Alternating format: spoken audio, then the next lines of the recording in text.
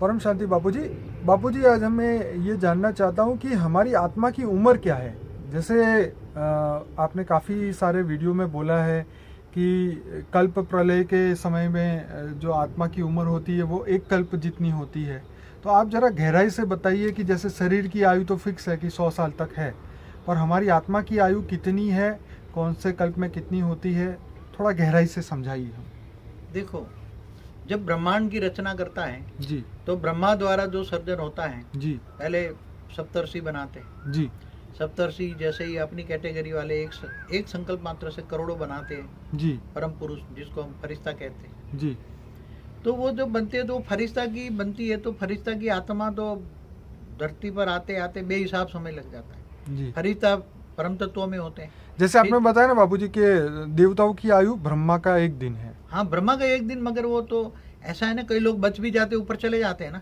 Okay. 3 लोग जब विनाश होता है ना, कल जी। प्रलय में विनाश होता है, जी तो भूलोक, भूपुरलोक, स्वर्ग लोक में विनाश हो जाता है। ठीक है। मगर कई देवता है ऊपर बच कर पता है कि कल प्रलय होने वाला है, जी तो उनको नॉलेज होता है, चौथे और 5वें लोक में चले जाते हैं, तो वो बच जाते हैं। ओके। तो आत्मा बच जाती है। मगर जैसे भी ये इस ब्रह्मांड में जो आत्मा है, जी ज्यादातर भूलोक, भूपुरलोक, स्वर्ग लोक में जो आत्माएं होती है, जी उनका एक कल्प प्रलय माना। एक कल्प प्रलय माना कितना होता है? जी। एक ब्रह्मा का दिन माना, जी। दिन और रात माना 8 अरब 64 करोड़ साल आत्माओं की आयु समझो। ओह, कितना? 8,64,00,000 साल, नहीं 64, 8 अरब 8 अरब 64 करोड़ साल 64 करोड़ साल। तो ये वो, मनुष्य आत्मा की उम्र है। पर बापूजी वो तो उस समय में जो आत्मा का क्रिएशन हुआ उस समय की एज होगी ना, ये जो आप बता रहे हैं। मगर जो आत्माएं हैं, जब आत्मा मनुष्य आत्मा क्रिएट हुई, जी। मगर जो फरिश्ता और देवता बनकर नीचे मनुष्य बना है, वो तो बेहिसाब समय है ना। ओके। जो जब तो वो ब्रह्मांड बना होगा, हाँ हाँ हाँ। तो ब्रह्मांड से बनने वाली आत्माएं हैं। तो आज ब्रह्मा का 50 साल पहला, जी इस ब्रह्मांड को बने 50 साल हुआ। जी तो जब ब्रह्मा का 50 साल बनता है, जी। तो 50 साल में तो इसकी आयु आत्मा की कितनी होगी? हम्म। जी। एक ब्रह्मा का दिन माना 30 खरब, जी हाँ, जी 40 अरब जितनी कुछ होती है, हाँ, जी, आयु। जी, तो जी। कितना, उसको मल्टीप्लाई 50 करो, जी जी तो कितना बेहिसाब समय होता है। जी मगर वो आत्मा जब नीचे गिर जाती है, जी जी जी तो वो आत्मा नीचे गिरते गिरते मनुष्य बन जाती है। जी तो जब मनुष्य बन जाती है, तो वो आत्मा फिर उसका आत्मा की कैपेसिटी डाउन हो जाती है। जी। तो कल प्रलय में उस आत्मा का विनाश हो जाता है। बाबूजी, एक और इंटेलिजेंट क्वेश्चन ये था, शायद मैंने पहले पूछा भी है, फिर से रिपीट करूंगा क्योंकि इससे कनेक्टेड है। जैसे 200 साल पहले, आज से 200 साल पहले धरती पे 200 करोड़ भी लोग नहीं थे, तो ये 200 सालों के अंदर नए 600 करोड़ मनुष्य जन्म हुआ है धरती पे। तो ये 600 करोड़ आत्माएं कहाँ बैठी हुई थी? क्योंकि आत्मा अजर अमर अविनाशी है जैसे बता रहे हैं। तो ये 600 करोड़ आत्मा कौन से प्लेनेट पे बैठी हुई थी? क्या मंगल, गुरु, शनि ये सोलर सिस्टम में थी? आत्मा प्लेनेट पे भी बैठी हुई होती है, जी सूक्ष्मोत्तन में भी बैठी हुई है। जी तो बेहिसाब आत्मा है। जी 700-800 करोड़ मनुष्य तो कुछ भी नहीं है। मैंने कई वीडियो में बोला है, जी सूक्ष्म के कई लेयर्स होते हैं, उसमें बेहिसाब आत्माएं रहती है। तो सूक्ष्म धरती पर आती मनुष्य बनने, जी। मनुष्य बनने का चांस होता है, तो धरती पर मनुष्य बनना चाहती है, तो आ जाती है। तो बापूजी, ये इन आत्माओं की जनरल उम्र कितनी होगी? मतलब अब हर कोई आत्मा की अलग अलग कैपेसिटी होती है। तो हर एक आत्मा की उम्र अलग अलग है मतलब? हाँ, मतलब बेहिसाब समय होता है। जी जब वो ब्रह्मांड के शुरुआत से आत्माएं बनी है, जी तो वो जो परम आत्माएं थी, परम आत्माएं थी, जी। फरिश्ता थी, तो वो नीचे मनुष्य बन के कितना टाइम लगता है? बेहिसाब। बेहिसाब से। समझो कि 1000 खरब साल तो ये ब्रह्मांड को बने हो गया ना। क्योंकि मैंने एक बार पुनर्जन्म परलोक जो एक बुक पढ़ी थी, उसके अंदर बताया था कि वो आत्मा ने शरीर छोड़ दिया था, लेकिन 2000 साल से तो वो एक पेड़ पे ही रह रही थी या एक जगह पे रह रही थी। उसके बाद उसे जन्म लेने का निश्चय किया कि चलो मैं अब जन्म लेती हूँ। तो कहने का मतलब ये है कि आत्मा तो बहुत पुरानी है, उसका समय अभी तक तो किसी ने बताया नहीं है। बट आपसे ये जानने की कोशिश थी कि क्या हर आत्मा की अलग अलग उम्र है क्रिएशन देखो, के एक समय बात में? बताऊं, जी ब्रह्मापुरी में तुम 1 सेकंड रह जाओ तो यहाँ धरती पर 1 लाख साल होता है। बिल्कुल सही बात। हाँ? जी तो ब्रह्मा ने पहली जो सृष्टि में क्रिएशन किया हुआ, वो अगर वो मनुष्य भी बन जाए ऊपर से नीचे जी आते जी आते, जी जी तो कितनी साल होगी उसके? ब्रह्मा का 50 साल कितना होंगे? बिल्कुल। हम्म? जी, तो मगर ये समझो ये तो एक ब्रह्मांड की बात हाँ, हुई ना? मगर महाब्रह्मांड में जो महाशिव की आयु कितनी होती है? बिल्कुल। जब उसके कहा जाएगा, शास्त्रों में कहा है ना हम्म, कि महाशिव की प्रतिपल अनंत अनंत ब्रह्मांड बनते बिगड़ते हैं। बिल्कुल। तो महाशिव की एक पल बराबर ब्रह्मा का 100 साल हुआ ना। जी तो महाशिव की कैटेगरी वाली आत्माएं जो वहां बैठे हैं, जी जैसे महाशिव, महाविष्णु, महाब्रह्मा, जी महा इंद्र बैठे जी। हैं, ऐसी कैटेगरी वाली गैलेक्सी के बीच में बहुत बैठे, आकाश गंगा के बीच में बहुत बैठे हैं, ओके। बेहिसाब आत्माएं बैठी, महान आत्माएं, महाआत्माएं, जी महाब्रह्मा, महाविष्णु, महादेव जैसे, हैं? जी जी जी। तो वो आत्माओं की तो बेहिसाब है, ये गैलेक्सी की आयु हुई ना उसकी। अब ओके। गैलेक्सी की आयु कितनी होती है, जी गैलेक्सी जी में बैठी हुई आत्माओं की आयु कितनी होती है, जी तो बिल्कुल। महाशिव की आयु कितनी होती है, जी हाँ? जैसे ऐसी तरह, हाँ? जैसे ये लोग साइंस वाले बोलते हैं कि 2 खरब साल बाद हमारी गैलेक्सी दूसरी गैलेक्सी एंड्रोमेडा से टकराएगी, तो इसका मतलब ये हुआ कि उसकी एज कितनी होगी। टकराने की जब बात हो रही है तो उसकी एज कितनी हुई, जब जितनी उसकी एज होगी तो उसके अंदर जो आत्माएं रहती होगी उसकी भी इतनी ही एज होगी। वो ये कह रहे हैं कि एंड्रोमेडा जो है वो बड़ी गैलेक्सी है हमारे से, जी। उसमें 1000 अरब सूर्य हैं, कितने, जी और हमारे में करीबन 800 अरब सूर्य है, तो बड़ी जी। गैलेक्सी, उसकी ग्रेविटी ज़्यादा है। जी तो वो एंड्रोमेडा का मालिक जो है जी महाशिव, जी जिसको हम एंड्रोमेडा का मालिक महाशिव कहते हैं, जी जी गैलेक्सी का मालिक माना आकाश गंगा का मालिक, राइट उसमें पावर ज्यादा है, जी। तो हमारी गैलेक्सी को खा जाएगा। क्या करेगा ये कह रहे हैं, हाँ उसको मतलब एब्सॉर्ब कर लेगा, संभालेगा अपने अंदर। ओके। तो उसमें बाद में क्या रिएक्शन आएगा जी वो उन्होंने बताया कि वो एंड्रोमेडा हमारी गैलेक्सी को एब्सॉर्ब कर लेगी, खा जी। जाएगी। जी जी जी तो उसका क्या रिएक्शन वो बताया था, उसकी एक्सपेक्टेशन है, कल्पना है, हाँ ये रियलिटी नहीं है। चलिए हमारी तो बात हो रही थी कि आत्मा तो की एज की। महाशिव की आत्मा कितनी हुई, ऐसी तरह यूनिवर्स का परम महाशिव की आत्मा कितनी हुई, जी जी जी परम महाशिव जो यूनिवर्स का मालिक है, जी जी जी। तो उसका अगर जैसे आपने एक बताया था ना कि एक ऋषि की आयु पूरी एक कल्प था, एक ब्रह्मा नहीं, मार्कंडेय ऋषि हाँ, की मार्कंडेय। ब्रह्मा का 15 दिन था, मार्कंडेय पुराण में लिखा है, जी। मार्कंडेय पुराण, जी जी उसमें मार्कंडेय ऋषि हुआ, जी वो बार बार ब्रह्मापुरी में चले जाते थे तो बच जाते थे, मतलब विनाश तो के कल समय। प्रलय में उसका विनाश नहीं होता, राइट। तो वो ब्रह्मापुरी में जो चले जाते हैं ना तो वो बच जाते हैं। जी जी जी जैसे इस ब्रह्मांड का जब विनाश होता है, शिव भी काल रूप धारण करके सूर्य में प्रवेश करके काल अग्नि पैदा करके पूरे ब्रह्मांड को जलाकर काल अग्नि में भस्म कर देता है। जी तब जिन आत्माओं को जो परमधाम में बैठी हैं आत्माएं, जी उनको पता लग जाता है कि अब ब्रह्मांड का विनाश का समय आ गया है, जी। तो वो चलकर वो गैलेक्सी में बीच में महाशिव के पास चली जाती है, वो बच जाती है। तो बाबूजी शायद इसीलिए हर धर्म में ये बात बताई गई है कि जब विनाश का समय होता है, जैसे विष्णु नाव लेके आते हैं, सब बीज को लेके नई दुनिया में ले जाते हैं, और ये बाइबल में भी बताया कि उन्होंने एक नाव तैयार की थी, सब लास्ट में उनको आत्माओं बीज को बचा लेते बीज हैं। बचा लेते सभी हैं। पशु पक्षी जानवर जी जी जी। तो बात यही थी कि आत्मा की उम्र तो अनिश्चित है, मगर वो जो बचाने की बात है, धरती पर के बीज बचाते हैं। हाँ, वो ये धरती तो पर है। 4 युग होता है, सतयुग, त्रेता, द्वापर, कलयुग। जी जी जी। तब जो विनाश होता है, जो जल पर पूरी जल धरती पर फैल जलमय हो जाती है, जाती जी जलमय धरती हो जाती है, जी। तब एक नौका बनाकर उसमें सभी पशु पंखियों के बीज लेकर बचा लो, बाद में नई सृष्टि शुरू करो। बिल्कुल। वो विष्णु भी करता है, जी जी विष्णु का अवतार होता है, जी। और वो बाइबल में भी बातें लिखी हैं। ओके। तो जो वो मगर ये कल प्रलय की बात नहीं है। वो तो बापूजी मुझे ये बताइए कि इस धरती के ऊपर, ये पृथ्वी लोक पे इंसान कितने सालों से है, ये बताइए। अब वो मनु शत्रुपा का आयु देख लीजिए, मनवंतर देख लीजिए। हाँ हाँ हाँ हम्म? ओके। धरती कब बनी, हाँ जब देवता गिरने लगे, हाँ हाँ तब ये धरती बनाई। राइट। पहले सूक्ष्म जगत था, 3 तत्वों की दुनिया थी, इससे पहले फरिश्ताओं की दुनिया थी, जी हाँ, विष्णुपुरी में थे। तो बाद में धरती बनी, सूर्य भी नहीं था पहले, बाद में सूर्य बना। धरती तो धरती को बने हुए कितना टाइम होगा। चलो ब्रह्मा का वो 50 साल का है, तो 20 साल, ब्रह्मा के 20 साल से धरती बनी होगी, 20 साल से सूर्य बना होगा। ओके। तो मतलब ये पृथ्वी की आयु भी करोड़ों साल है, मतलब। पृथ्वी की आयु करोड़ नहीं है, खरबों साल है, ओहो हो। खरबों साल है। सूर्य की आयु भी खरबों साल है, तो- एज पर शास्त्र ऑफ हिंदू। तो ये मनुष्य का क्या, इसमें कब से ये लोग धरती पे आए हैं, कितने सालों से मनुष्य तो आए हैं? जब मनु शत्रु हुआ, पहले कितने मनवंतर हो गए, ढेर के ढेर मनवंतर हो गए ना। हाँ, अभी हाँ। दूसरा परात का मनवंतर गिनो तो भी एक 7वां मनवंतर चलता है। हाँ, तो हाँ। एक मनवंतर बराबर कितना होता है, 71 अर्ध प्रलय होते हैं। तो बापूजी ये जो मनुष्य यहाँ पे धरती पे जो मनुष्य जन्म धारण करते हैं, तो क्या वो रियलिटी में प्रलय से पहले ऊपर नहीं जा सकते? जा सकते हैं, क्यों? मनुष्य को ज्ञान हो जाए, जी। आत्मज्ञान हो जाए, परमात्मा ज्ञान हो जाए, जी तो ये क्रॉस करके ऊपर दूसरे तीसरे लोक में चल जाएगा, तो बच जाएगा वो।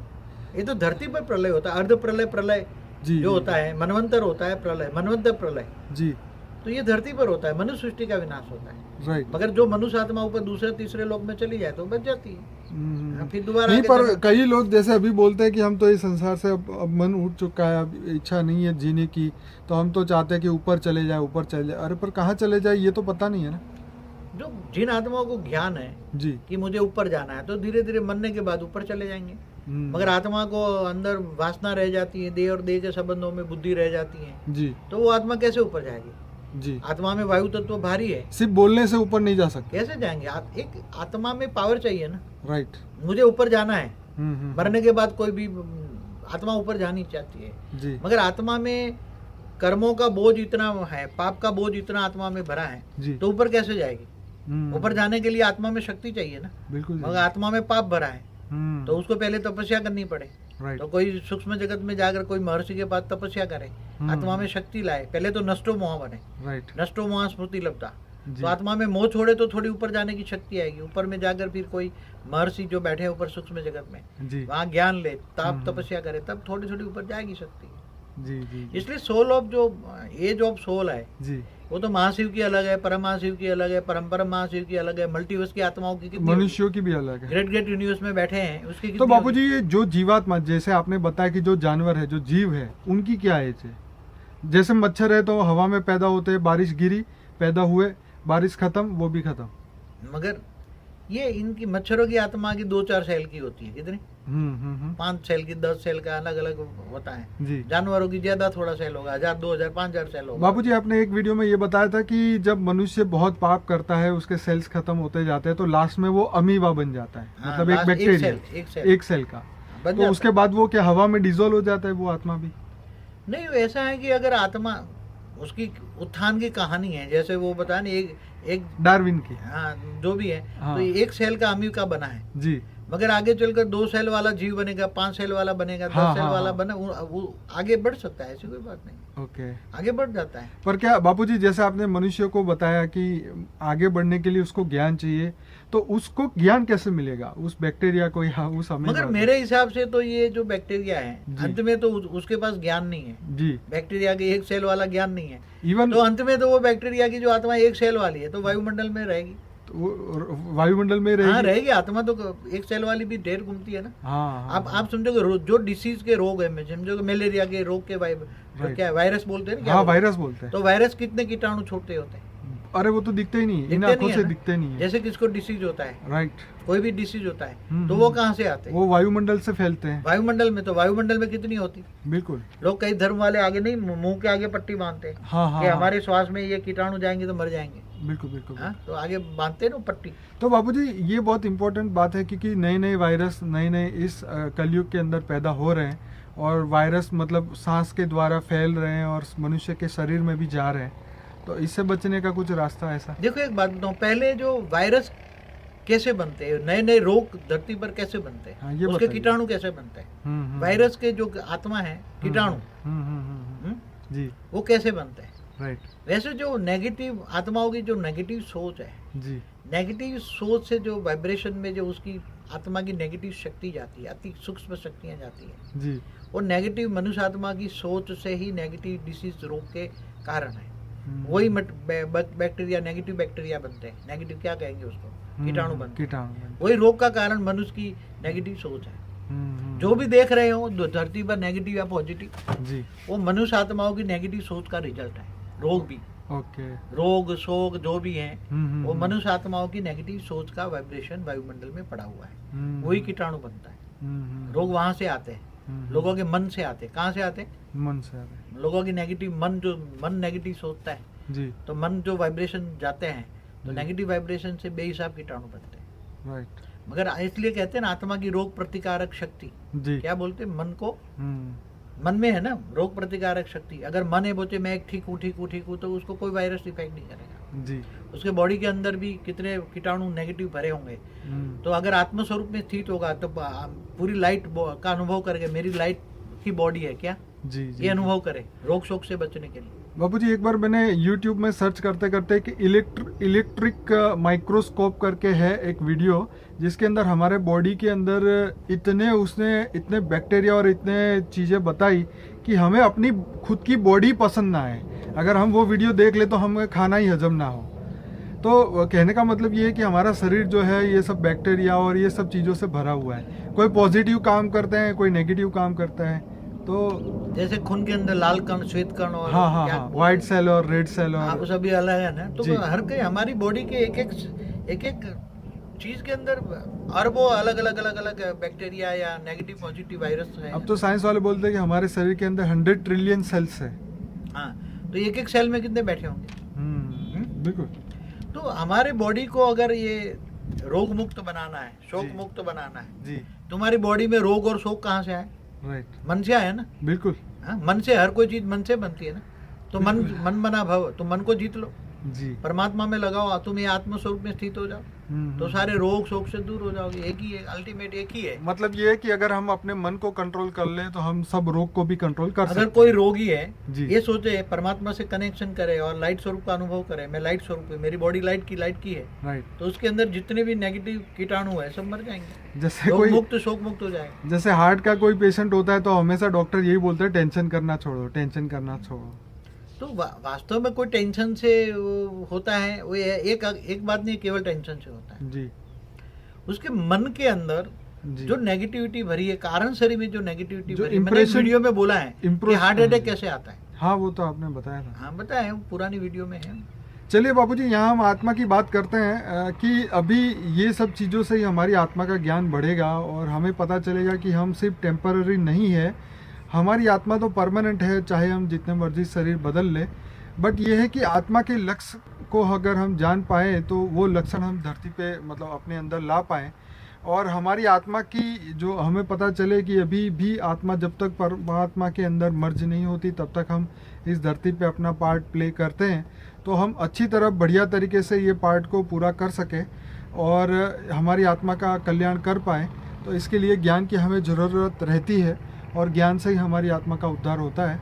तो बापूजी, आप और कुछ कहना चाहेंगे इसके ऊपर आप? मैं तो अल्टीमेट एक ही टिप्स देता हूँ सभी को जी कि आत्मस्वरूप स्थित होकर कर्मयोगी जीवन बिताएं जी और बेहद के विश्व को इमर्ज करें, बेहद का सोचें, जी बेहद की सोच कर बेहद के विश्व परिवर्तन के लिए सोचें, जी।